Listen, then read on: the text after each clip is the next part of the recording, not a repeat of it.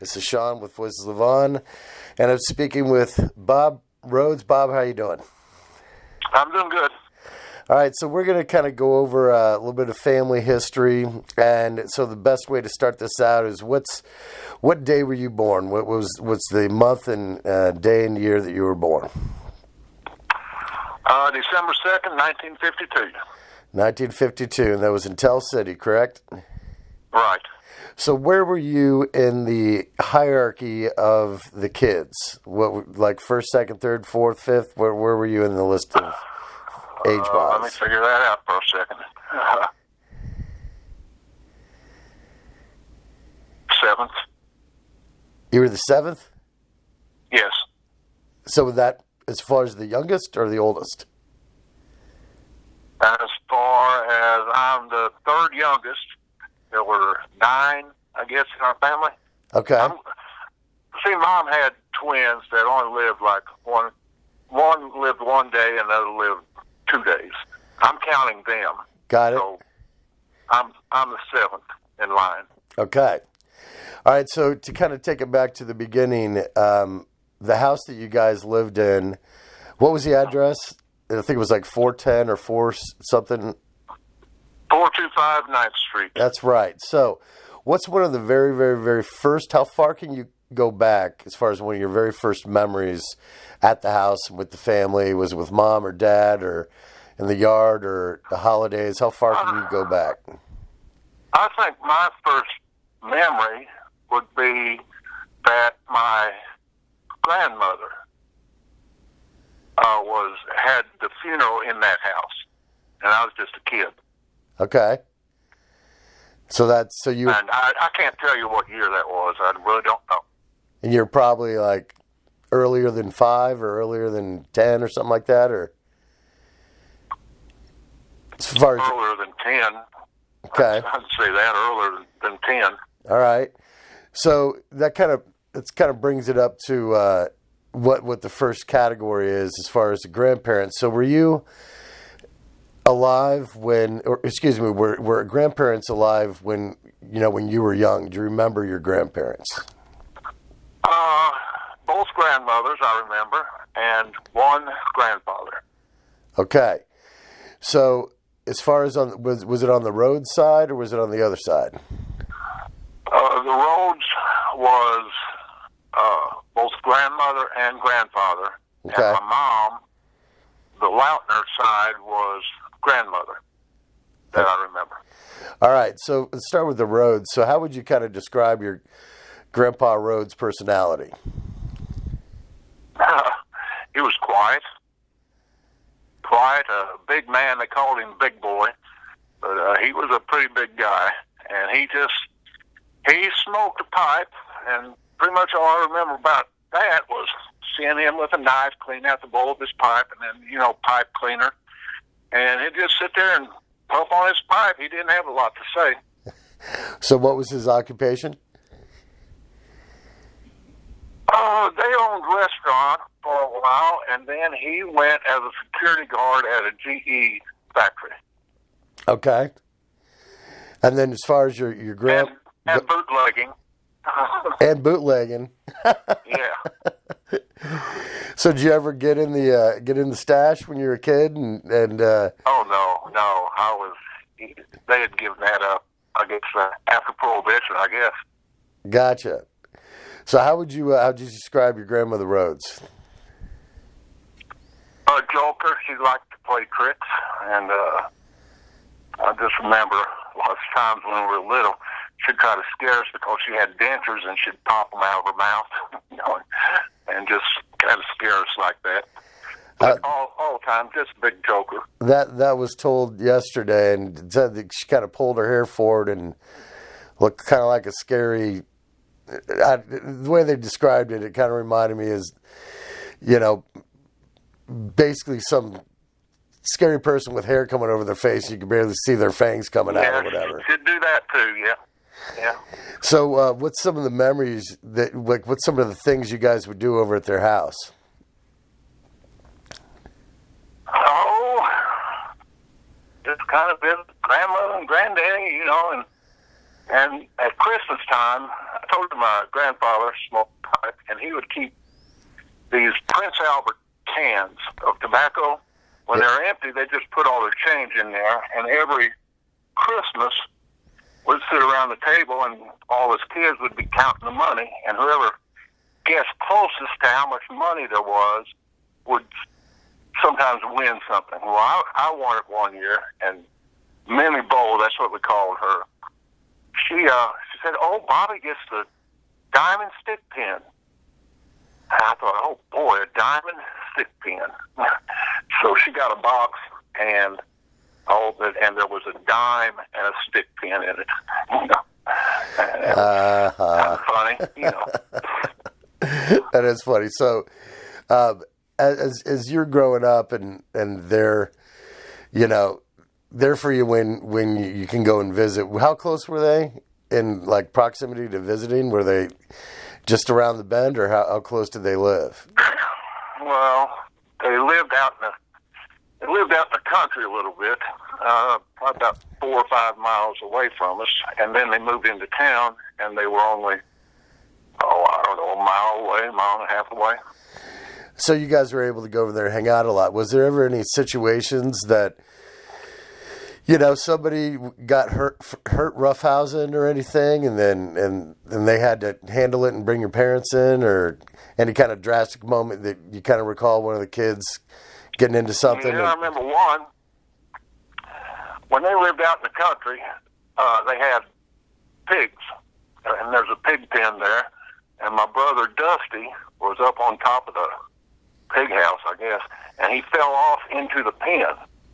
And I guess Dad got called, and Dad had to speed out there. The cops were chasing him because I guess if you get down a pig, I guess hell, it'd eat you. And so Dad rushed out there, and they took care of that. But Dusty ended up being okay. He mentioned that. That's funny. All right, so. He mentioned that? Yeah, he did. He mentioned knocking his head and falling in the pig pen and thinking he was going to get eaten. Yeah, yep. So what were some of the holiday traditions that happened out at your grandparents'?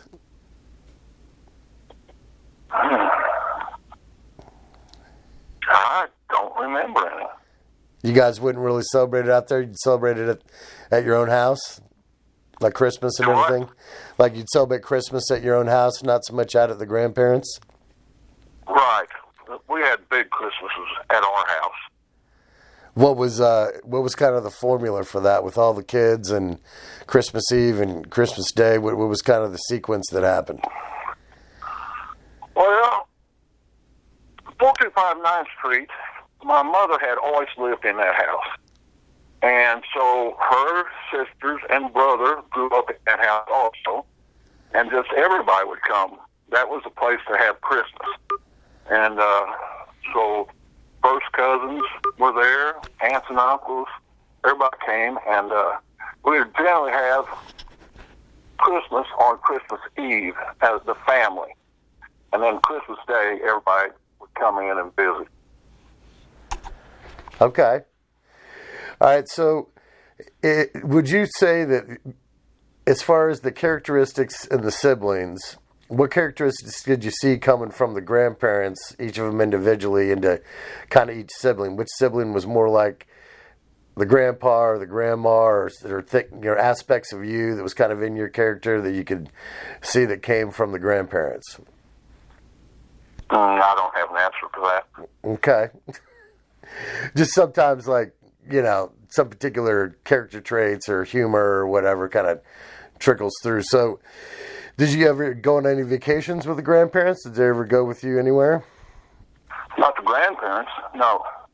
So where's some of the places you remember going on vacation with the family? Every summer where Dad worked, he worked in a furniture factory, and they would shut that factory down for 2 weeks.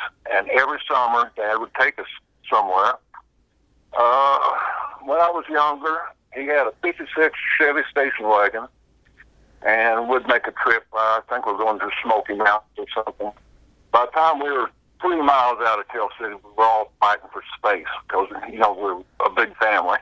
So our knees would start pressing against each other. You'd be fighting for your space in the car. And then he'd take us, I think one of the first vacations I really remember, he took us to Panama City Beach. And at that time, there were no high-rises, no big motels. There were just little mom-and-pop places. And I remember him and Mom talking on the way back to Tell City. Dad said, Marge, we ought to buy a couple acres of land right there on the beach. And he didn't do it. But, boy, if he would have, it would have been valuable. Wow. It's just really built up since then. And then he took us to New Orleans. He'd take us somewhere else every year. That's neat. Yeah. So. What's some of the other places that you remember going? Oh, I remember when I was very young. We went and visited somebody that Mom and Dad knew. I really don't know who it was.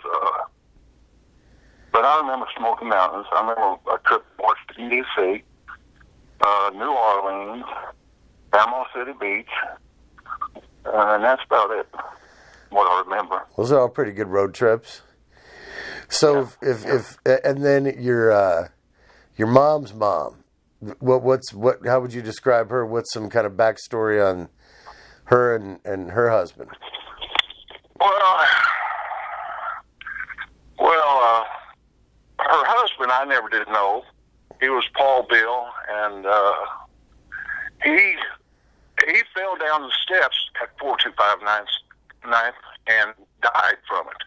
I guess he hit his head or something, and so he died from that. And God and Gusty, we called Mom's mom. She was just real quiet.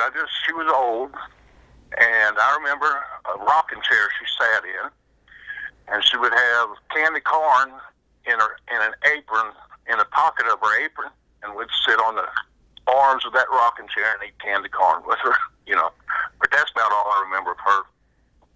Okay. All right, that's good.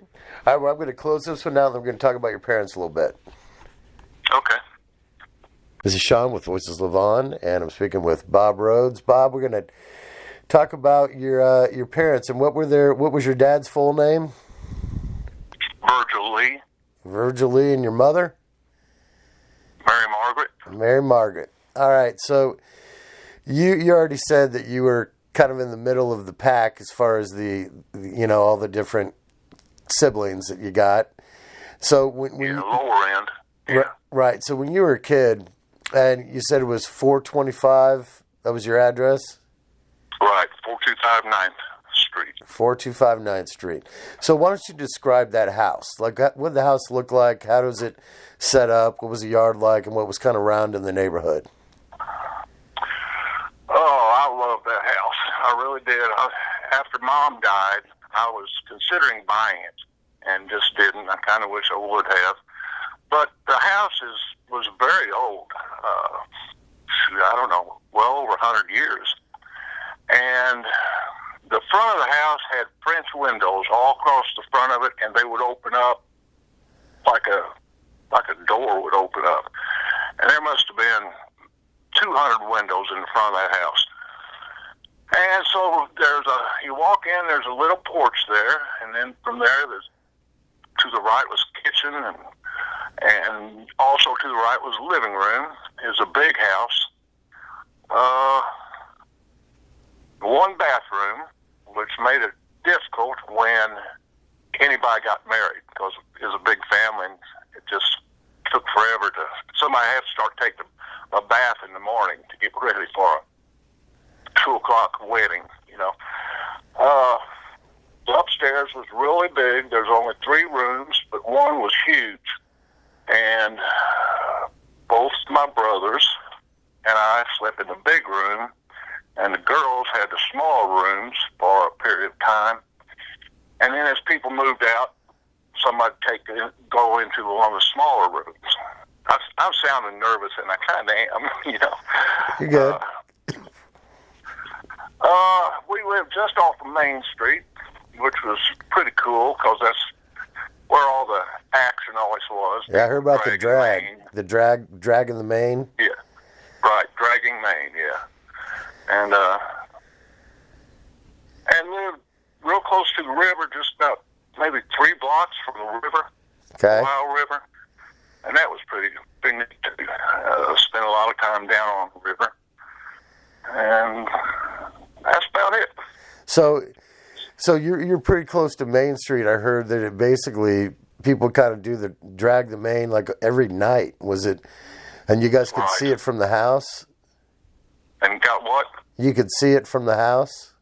Oh yeah, there was 2 small windows in that great big room, and you could open the windows up, just see right on Main Street. How many cars would be doing that a night? Like, what's a guesstimate looking back? 30, 40. 30 or 40? So where would they go and stop on one end and then get out of the cars and hang out, or what was kind of the... No, they'd go, there was a place called Marksman Inn, and it was a restaurant kind of place. And people would go, and they would turn around at Marksman Inn and go down Tell Street, and then take a left onto Main Street, and go down all the way to the end of Main Street, and turn around, and just keep doing that all night long. So who are some of the other families that you have in a big family that you guys would hang out with? Who are some of the other big families that you guys would always kind of maybe get together for picnics or dinners or cookouts or whatever? Oh, well, I guess the family and the Bruces and several other families would go down to Lincoln Trail Park just outside of Troy, Indiana. That's about 4 miles away, 4 or 5 miles away. And Dad would cook catfish, and he could really cook it good. And we'd sit there and eat catfish and have picnics there. So was your mom and your dad both pretty good in the kitchen? Like he was more on the grill and she was on the... Like, how would you kind of just describe their food dynamic? I think they were both good cooks. Dad could cook about anything, and of course Mom could. Mom made some fantastic fried chicken. And we were raised Catholic, and so on Fridays you wouldn't eat meat, so Mom would either have shrimp or oysters or some kind of fish, and that was always good. The oysters, Mom made the best oyster sandwich you could imagine. Yeah, they were great. But as far as cooks, they're both equal. Okay. So, like your mom, I've already heard basically that, she kind of would run the ship, but your dad would crack the whip, like to keep it kind of simple. Like if your dad got involved, then it was, you knew that, you had it coming or whatever. So, what's one of the memories you have that maybe you messed up, you did something, and you were hoping you weren't going to get the licking? Well, one time, me and I think it was Jimmy were raising hell upstairs, and Dad kept threatening us, and we just kept raising hell. And he came up, and he had his belt out, and we were under the covers. I was under the covers, and I guess Jimmy was too. And he's beating us, but not hurting us. We'd just laugh about it. But, yeah, Dad was strict. And I really thank him for it. Some people thought he was a little bit too tough, but I appreciate the way he was and the way Mom was. I really do. Did he have any kind of phrases? Like my dad would always say, did you do your best? If you didn't, it's your fault. You got to deal with it. If you did, then it's just life. You got to keep going. Did he have any words to the wise? You kind of remember him always kind of instilling on you kids? Not that I remember, no. Well, I know what he told me all the time. He told me I won't ever have anything. I'm going to end up in prison. All I'm going to have is bread and water. I guess that was his way of straightening me out, I guess. Did that work? You think it did? Yeah, I got more than bread and water now. All right, so your mom, like, what was some kind of one-on-one, because you're having so many kids, you don't really get as much one-on-one time with your parents. So what's some one-on-one memories you got just kind of growing up in grade school and high school with your mom? Mom was in politics, and I remember during election time, she would just go out to knock on everybody's door and ask them for their vote. And I was always with her. I'd walk the streets with her and knock on doors and sit there with her. And so I remember that about Mom. And Mom also, if you ever cussed, you'd go into the bathroom, get your mouth washed out with soap, you know. And, but sayings, she didn't, I don't know any sayings she gave us, you know, or advice, really. Well, what do you think a real motivation was to be in politics? What were some of her community stances or issues that she would boast?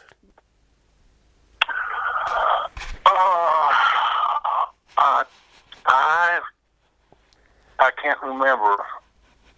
There was something about school and taxes, and that the population's going to decrease, and yet they wanted to build a new school or something, and she was against it. Mom also, she really led the Democratic Party in our county. I mean, she won by the largest margins. Nobody could beat her. She was county recorder, then county auditor. She's worked at the license branch before she ran for politics. And she's just a very popular, great woman. Okay. So did anybody in the family, would she kind of rope everybody into going and helping her on the campaigns and the family? Not really. I think I was the main one. Yeah? Yeah. Yeah. Did you just find an interest in it and tell her you wanted to help out, or no? I just wanted to help out. Was all. Just wanted to help out. Yeah. So was there ever a situation like for Christmas or a birthday that you built something or made something for either of your parents that you got for them that you were pretty proud of? Not that I made or gave them, but I do remember Dad worked somewhere in Tennessee, and it was my birthday, and he had sent home a plastic little rubber-like tractor, and we were living on Main Street at that time, and Mom had it on top of the refrigerator, and she brought it down because it was my birthday, and I really appreciated that, liked it, you know, that he was working, you know. Shoot, that time it probably took 6-7 hours to get home, you know, because the roads weren't any good. But that's the only thing I remember as far as something I received from Mom and Dad, you know, that little $3 tractor, but I still have memories of that. That's pretty cool. All right, well, I'm going to close this session out about the parents, and we're going to talk about the siblings. Okay. All right. This is Sean with Voices Live On. I'm speaking with Bob Rhodes, and we're going to talk about the brothers and sisters. So you were kind of in the middle, kind of more towards the bottom as far as the hierarchy of age of the brothers and sisters. Right. But if you could kind of go from oldest to youngest, you know, why don't you describe Peppy Chris first? What was her kind of personality like? And what's some things you kind of remember her getting into? Peppy was so much older than me that I don't have many memories of her at all. You know, both her and Joanne, very few memories except Joanne. You know, she stayed around Tell City, so I do have memories as we got older. Right. But Peppy moved to Washington, D.C., and I really didn't know much about her. Well, how would you kind of describe her personality when you'd see her over the years? I guess that she probably still feels like she has to watch after us because she was the oldest. And does that make sense? Yeah. Or have you heard that? Yeah, in a way, yes, so many words, yes. Yeah, kind of a bossy. Kind of bossy. Yeah.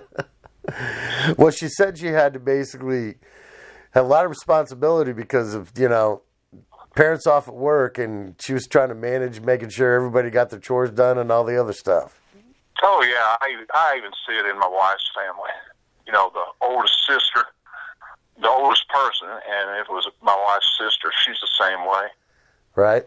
They just feel like they're still, that we're not grown up, I guess. Right. All right, so Dusty's next in line, right? No, Joanne was. Okay, Joanne was. That's right. So what's kind of some, like, how would you kind of describe her as just his personality with the brothers and sisters? How was she kind of interactive, and what kind of stood out? I think Joanne was fantastic. I remember helping her all the time clean our house, dust it, clean it up. And we really got along really well when I was young, and she was, I don't know how much older she was than me. I guess about 6 or 7 years older than me. But she would clean up the house, and I'd help her, and she was just a nice person, really nice. Well, who was funnier, you or her? I don't know. You'd have to ask my brothers and sisters. I've heard from a few that she had quite a humoristic side to her. Okay, so next in line is, who's next in line? That's Dusty. Okay, so he was obviously your older brother. So what kind of things did he do to portray that older brotherness to you? Did he protect you more, beat you up more, take you places? Like, what was kind of that dynamic with you and Dusty? Oh, Dusty got away with a lot. He was like Dad's favorite because I guess the eldest son. I don't think he knows that or even thinks it, but everybody else could see it. And Dusty could get into some stuff, and it'd get by with it. It'd do stuff that Mom and Dad had better not find out about, and they didn't. So, and it was just fun stuff. What's one example that you were like, I can't believe he just got away with that? Well, when we were really young, Dad took us. We went camping at Rough River State Park or something in Kentucky. And Dusty, I don't know how old we are, pretty young, maybe. Dusty might have been 11, 12 years old. And I don't know, I was about 7 maybe. And late at night, we left the campsite and was going down to a store. And it was dark. And Dusty stopped over a bridge and said, "Hey, come here, guys." And we get over there, and he has a bunch of firecrackers. And he starts lighting firecrackers and throw them off that bridge. And that's one thing that he would got in trouble over. And then when we were older, he just, he would, I guess, race Dad's car. And Dad had what was it, 64 Dodge station wagon. Dusty would come home at night and that thing be overheating. It didn't run it so hard. But it also had a push button for first, second, third, and neutral. So you push that button in for neutral, and he'd rev that thing up, and then he'd have it revved up and hit first gear. Push first gear button, and he did lots of stuff. Dad didn't know he was doing, but he was pretty crazy. Still is. Did he ever mess up the? Well, that might be why he's such a big fan of NASCAR. He loved racing, just in general. Yeah. He doesn't like NASCAR, though. Well, what's open wheel? Yeah, Indy cars, Formula One. Right. Yeah. Okay. Yeah. I've seen him up in Indianapolis numerous times over the years when he's come up, and I've gone over to Jim's. Oh, really? Oh yeah, and went down and stayed at his house right after college when Jim moved down to North Carolina. Huh. Yeah, that was You did. I did. Yeah, with a couple girls that Jim and I were friends with. We took a road trip down there, and it was fun. We had a good time, and there's a story I might tell someday, but it was a funny story that happened with me and Jim and Dusty. But Well, you know how he is then. Yes, I do. Yes, I do. Pretty crazy. All right, so next in line, who was next in line? Was it Kim? Jimmy. Yeah. How'd you kind of describe her? What's some memories of her when you were growing up? It's him, Jim. Oh, Jimmy. I think you said Kim. Okay, Jim. No, Jimmy. All right. Yeah. Oh, me and Jimmy used to fight a lot. And heck, if Mom was around, she'd get a big bucket of water and pour it on us because we'd be on the ground fighting. And but Jimmy was calm, way calmer than me and Dusty. Jimmy it was pretty easy going, and a good guy. As we got older, I really liked him. When I went to Tell City, we'd always go out and have a good time. But I don't know what else to tell you about him. He was just more quiet than Dusty or I, you know. Okay. He never did get into racing, where Donnie and Dusty and I, we both really like racing. So, but he never did get into it. I took him to Indy one year, and it's the only year he went. But also took his sons, and now Brian is a big IndyCar fan. I mean, he's gone probably every year since the first year I took him. That's Jimmy's son. Right. Yeah. That's cool. Yeah, Indy. You know what? I live in Indy, and not having the race on Memorial Day weekend was the eeriest, weirdest thing. It just was so weird with this whole COVID thing going on. It was just.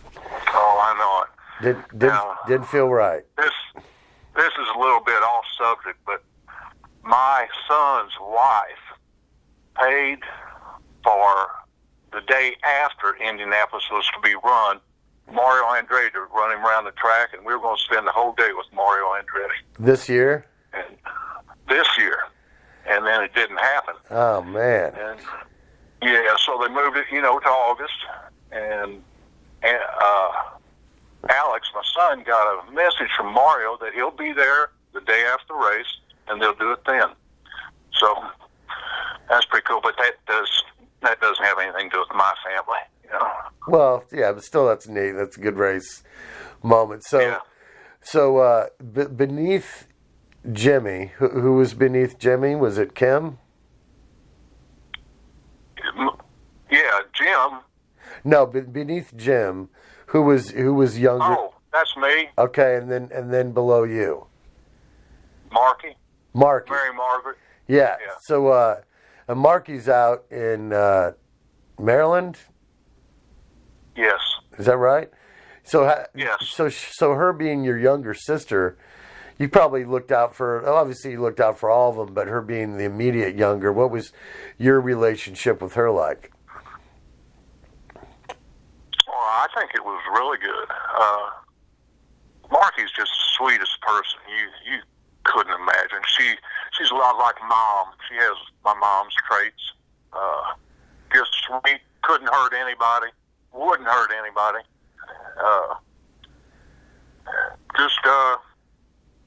Not a lot to say about Marky. She's just very nice to everybody. Is today. So was there any situations that you and her go down to the old fountain shop or anything? Do you remember kind of palling around with her or doing anything around town? No, I don't remember any. Okay. All right. And then younger than Marky, is that Kim? That's Kim, yeah. Okay, so how would you... And she was the youngest. Yeah, yeah. So how would you... And she could... Go ahead. She could do no wrong to Mom and Dad because she was the youngest. You know, she got away with everything. But she's just like Marky, just sweet as can be, would do anything for anybody. But she's also like my mom. You don't cross her. If you cross her, she can strike back. but she has to be poked, you know. But other than that, she's just sweet as can be. All right, so this is kind of a unique question. So you got a bunch of brothers and sisters. They're probably all involved in different activities and things through grade school and high school and whatnot. What's some of the things that you remember them accomplishing? Like any big moments that one person did this or this person did that everybody kind of, you know, if it was at school or with sports or with the community, was there any kind of highlight moments? Do you remember any of them doing something that was really out of the norm and everybody was like, wow, that was great, and everybody went to support them on it? The only thing I can think of was Joanne was in band and went to John F. Kennedy's inauguration and marched in the Tennessee band at his inauguration. And other than that, I don't know if anybody got any awards or anything like that. Okay. I was the only one who played sports, so. Well, Dusty ran. He was a pretty good 2-miler. So cross country. That's like, yeah. What'd you ask? No, just that was cross country, running. Yeah, track and cross country. Yeah. Right. Okay. All right. Well, that's good. I'm going to close this one out, and then we're going to do a little segment just about Joanne and Bert. Okay. Sean with Voices of Levon, and I'm speaking with Bob Rose. We're going to do a little segment about Joanne and Bert Lear. So you've already said a few different things, but if we could kind of recap. So how would you kind of describe Joanne when she was growing up? What were some things that really stood out about her personality? Always kind of happy. She was a happy girl. Stayed that way. That's how I remember. She'd laugh. Always positive attitude. That's about it. Like I told you, we used to clean the house and just have fun every Saturday. It wasn't like it was a job with her. So when she, how much older was she than you? I'd say 6 or 7 years. 6 or 7 years, okay. Yeah. So you know, you're 10, she's already driving. You're 16, she's already out of the house. So, what's some of the places you remember that you guys would go? I know there's something about her playing in the band and whatnot. What's some of those memories you have of her being around, like when you're growing up in grade school and she's in high school? Sean, that was during football games. You know, they'd march on the field, but okay. Really, that's about it. All right. So when as she grew up and, you know, became an adult and you kind of became an adult, did you guys talk a lot on the phone or keep in touch or go visit or anything? Yeah, they lived out in Rye Hill, and I was out there all the time, at least every weekend. We could drink beer out there. So, and Bert liked beer. So, what'd you think of Bert when you met him? What did I think of him? Yeah, what'd you think of Bert? A funny guy. Bert was just a funny guy. Happy. Friendly. Everybody knew Bert, even all around Rye Hill. You know, people just knew Bert. I went into a tavern one time, and I guess it was a place where I could drink underage, and somebody asked me something. I said, well, my brother-in-law was Bert Lear. Everybody in that tavern knew him. And he could tell jokes. He was just the biggest smile. Bert had, I can see it today, just a big smile. And he would laugh, and I could almost hear his laugh right now. It'd be like a ha, and he'd slap his hands and rub them together. Bert was a good guy. I went one time with him and a good friend of his, Ray Fetter, and it was late at night. We went out to a tavern in St. Anthony, Indiana, I think, and those guys had a few beers. They got to sing, and it was pretty crazy. All right, so Bert, what was his occupation? Didn't he work was he a coal, worked in the mines, or I can't remember what Jim had told me. What was his job? It wasn't in the mines, but he did work in the coal industry. I think he took samples. I believe that's what he did. I'm really not sure. But I think that's it. I think he took samples of ground to see if there was coal in it. Okay. It was something else. So could you describe the first house they had, like what it looked like and kind of what was around it? It was the first and only house they had. Okay. Bert had the house before they were married, and it was he owned some land there. They had a lake. They built a big shed, a great big work house, I guess. Their house wasn't really big. It was kind of like a normal house around Rye Hill. A lot of them looked the same. Had a basement, and we were out there just all the time. I guess they had a garage in back of the house, but then they built a big shed. And I don't know. It just I don't even know how many acres he had, but he had several acres. Did you guys have bonfires and cookouts and that kind of stuff there, or what kind of stuff would you do when you're hanging out? Joanne was doing cooking turtle soup, and she made the best turtle soup that I've ever had. I don't know if you've ever had any, Sean, but God, I'd give anything for her recipe. It was good. And she'd make like 80 gallons at a time. They'd said that. That's insane. Like, that's so much soup. Yeah. I missed what you said there. I said that is a lot of soup. I said that's an insanely a lot amount of soup. I guess a lot of people would come from all over for it. You guess what? That a lot of people would come for it, like from town or friends, or they'd have a big party. Well, I think mostly family. And they'd take a couple gallons, they'd each take a couple gallons. And there was our next door neighbor in Tell City. He's an old guy, and he would catch these snapping turtles that they were probably 1.5 feet, 2 feet in diameter. And he would provide the turtle meat. And, of course, I think Joanne put chicken in it, too. But it had a lot of turtle, and it was delicious. I think I heard somebody say some sausage, too. Was it chicken and sausage and turtle? It was I heard 3 meats. It was turtle, chicken, and something else.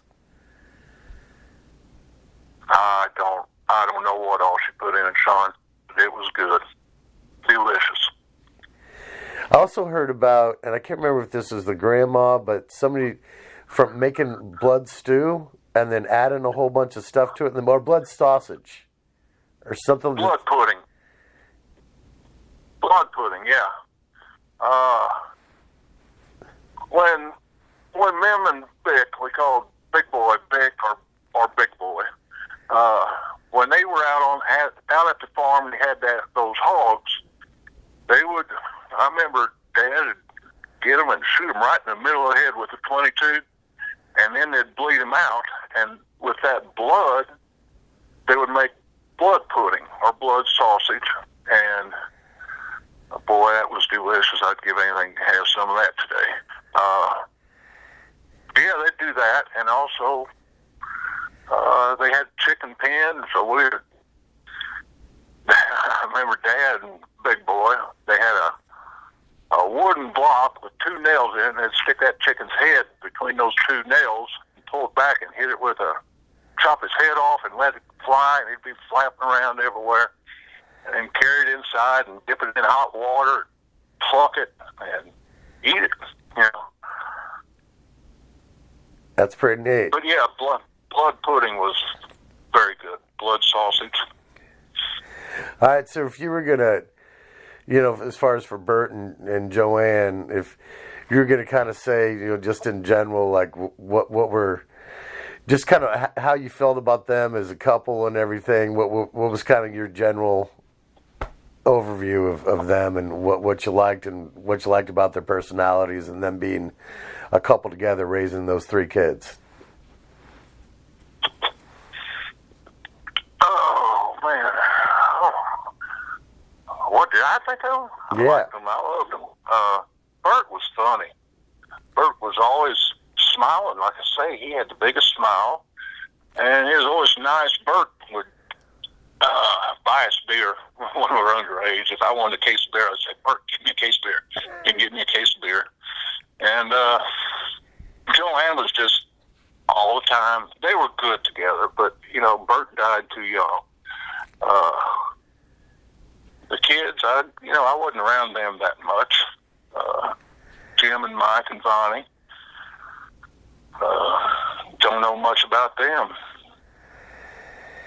Well, I think this is a way that everybody's going to be able to kind of hear everybody's points of view, and that's kind of the whole purpose of it. But I know that Jim really was looking forward to hearing everybody's kind of points of view growing up and the family and growing up in Tell City and even the main drag and all that. But I appreciate, you know, I think we got a lot of good stuff, and I appreciate your time.